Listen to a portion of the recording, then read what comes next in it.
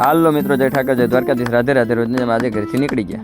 ઘરેથી નીકળ્યા તો આપણો ફોન આવી ગયો સંતરામ કન્સ્ટ્રક્શનમાંથી. ત્યાંથી ભલે દી આપણે 35 બેગ પીઓપી ભરીને જવાનું હતું આપણે ડેરી રોડ.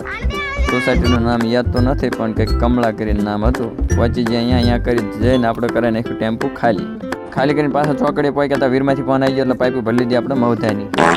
એમાં પાઇપો ભરેલી હતી ને એટલે થોડી પ્રોબ્લેમ થતી હતી, કારણ કે વારી ઘડી ઉભરીને ઘોડે અંદર પાછી ખાલવી પડે, કારણ કે આગળ ટેમ્પી નમતી હોય ને નીકળી જાય. આમ કરતાં આપણે નીકળી ગયા મવધા માટે.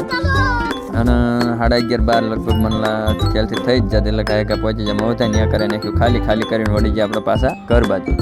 ઘરે જઈને ખાઈ ભાઈને પાછા આવતા રહ્યા આપણે બપોર પછી ચોકડીએ. બપોર પછી આજે આપણે આખો દી ચોકડીએ માખ્યું જ મારી, કારણ કે ફેરા બેરાનું રોજ સેટિંગ હોતું નથી. એવું જરૂરી ન હોતું કે રોજ આપણને સારા ફેરા મળી જાય, અમુક વખત ના મળે, પણ ધંધામાં હાજરી જેવી જરૂરી છે. આપણે આવતા રહ્યા આપણે પાછા ઘરે પહોંચી ગયા એટલે પાછો આપણે ફેરો લાગી ગયો ડભાણનો. પહોંચી ગયા આપણે ડભાણ. અહીંયા જઈને ટેમ્પી કરી નાખી લોડ. ભરવાનું હતું આપણે પંડિત દીનદયાળનું આવે છે ને કંઈક સ્કૂલનું અનાજ, એ ભરી આવ્યા. ભરીને પછી આવવાનું હતું ડુમરાલ તે પ્રાથમિક શાળામાં, એટલે ભરીને નીકળી ગયા. હેમી હાન થઈ જતી લગભગ 6-7:30 ઉપર થઈ ગયું હતું આવતા. મારા ખ્યાલથી ખાલી કરતાં લગભગ 7-7:30 થઈ જવાનું હતું. એટલે કાંઈ આવતા રહી આપણે ડુમરાલ. તો રાત તો પડી જ જાય, ખાલી કરાવીને વળી જાય ઘર બાજુ. મળીએ કાલ. જય ઠાકર, જય દ્વારકાધીશ, #જય દ્વારકાધીશ.